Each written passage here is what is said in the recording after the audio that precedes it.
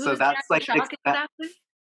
yeah, it's he's like he was a senator, I believe. I want to say Oh. from Arizona from what I researched. Yeah. Oh, shit. But now he's like seen at the Standard and like at all the circuit parties, with all the muscle boys, and his body is like, as my friend Aris said, his body is okay.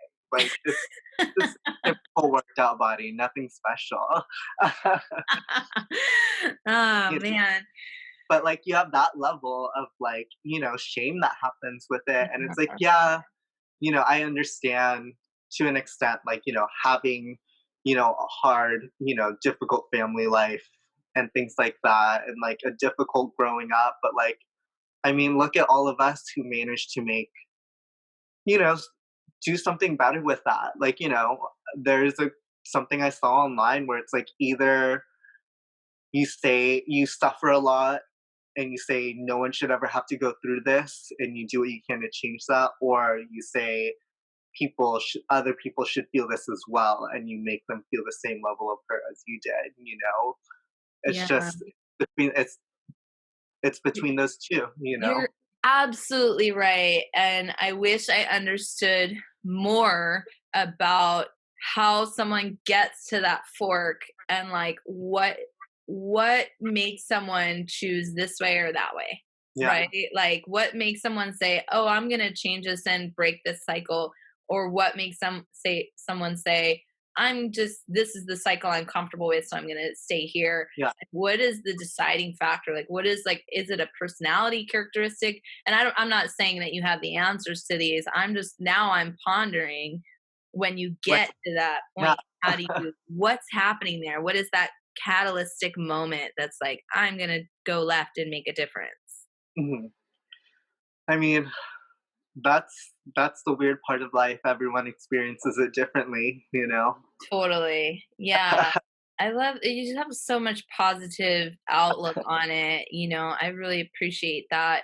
I wanted to talk because I know that you said you had Jolene at Cheetahs, and then Yeah. one day Cheetahs Oh, like, the you're one done.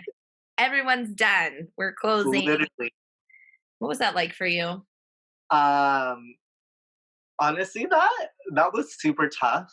I Yeah. mean, in the immediate moment, all I did was just turn on like, thankfully I was on a manic upswing and was able to utilize that to put on my producer hat and just, reach out to my network, my friends, Valentina and Melinda and Chris. They were able to connect us with another venue.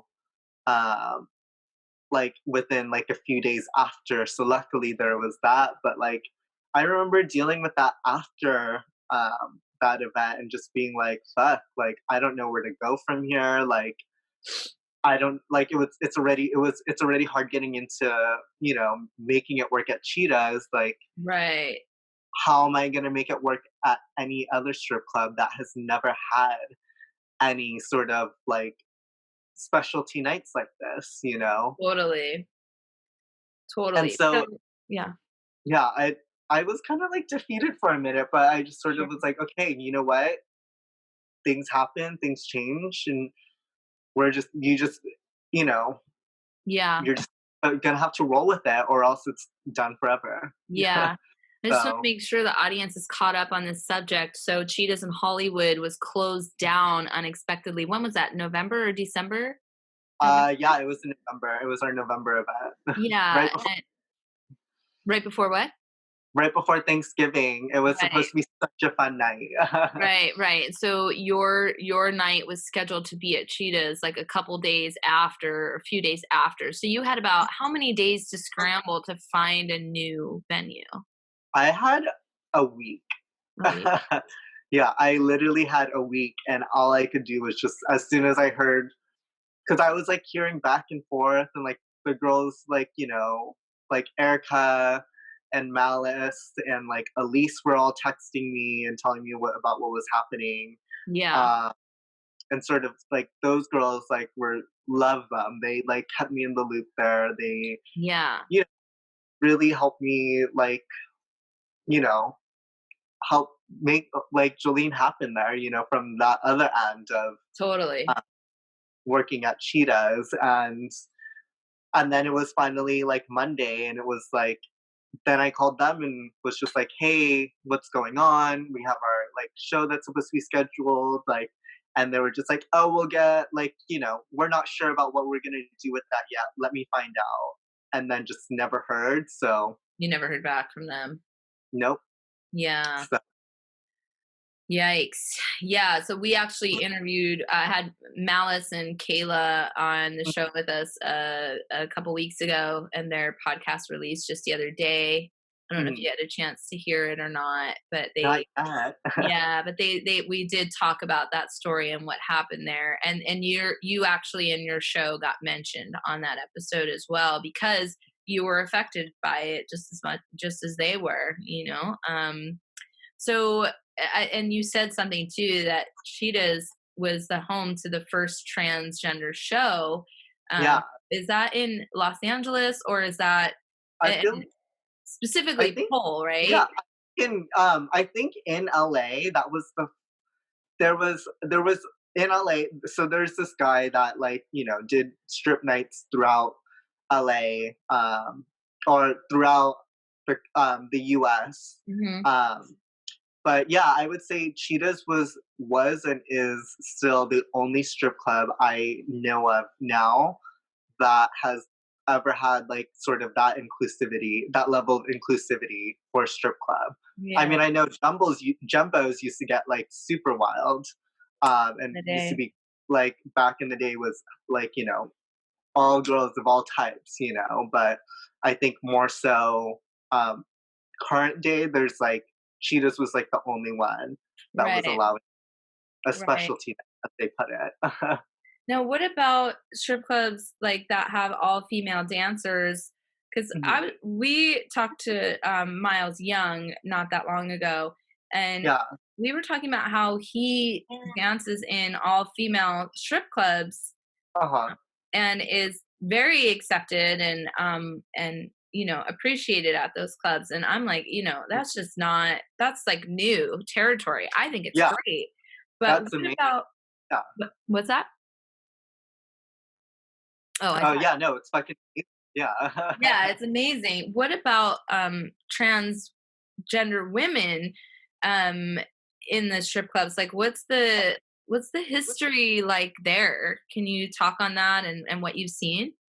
Um, Honestly, just from my own experience, like, I went and tried to audition, at different clubs. I you know, some people are really, like, s there's, like, the 90% of strippers who are, like, super cool, who are queer, who are, you know, super accepting and Mhm. open-minded, and there's that like 110% that's the fucking that are Trump supporters who are super Republican, and sometimes you're just like, can you just put your foot in your mouth, those backward things, but like again, you know, What are it you just gonna it do? is what it is. But then also I feel it depends on the managers too. Like, sometimes there's still this like I feel like there's just sort of like people have different reactions to different things, Yeah. Uh, there might be more familiarity because Miles still presents and identifies as male, so there's still that like male camaraderie there, Yeah, you I know. hear you. Plus, I mean, Miles is just has such an amazing energy. Is like Yeah, light Rome, like just a beautiful like soul. But like, yeah, feel like like if it was just me or some other trans girl walking into a club, like it can get catty. yeah. One of my friends was dancing up in SF. Um, she was telling me about like how she was dancing at a space up in SF, and one of the girls found her Instagram and like then told all the other girls, and then she got pulled into pulled in by the manager and was just like, listen, we don't have a problem with you being trans. We just have to let you go because it's a liability if a customer were to freak out and like punch you or something like that, you know? What? So, That makes zero sense. I'm my roommate got punched in the face, and she's a woman at a strip club by a female customer.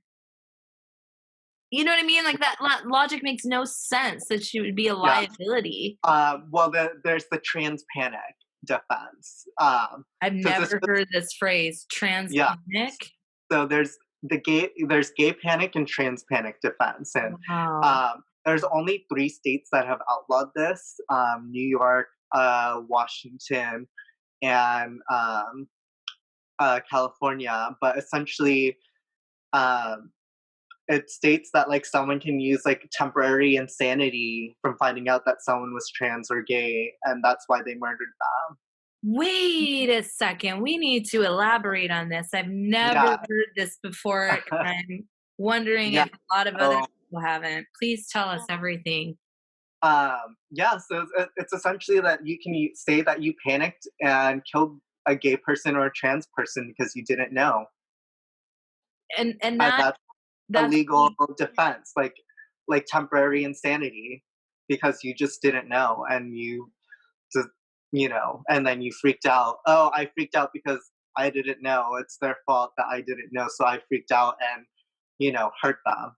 That's legitimately what trans and gay panic defense is. so okay, so that reminds me of something that I heard about that happens in Europe, and I don't know if it still happens, but it was a thing where if you were, like, say, married and you walked in on your spouse having sex with another person, if you killed those people, then you could use that defense of like complete rage and temporary Yeah, insanity, like you're saying, because you just like walked in on. So is it sort of like, is it like as in engaging in a sexual encounter, and then that's where that comes into play, or is it just like uh, you just, it's not just meeting someone and then you kill them? it's most of the time it's like it's what it results from, like a sexual encounter. Like God.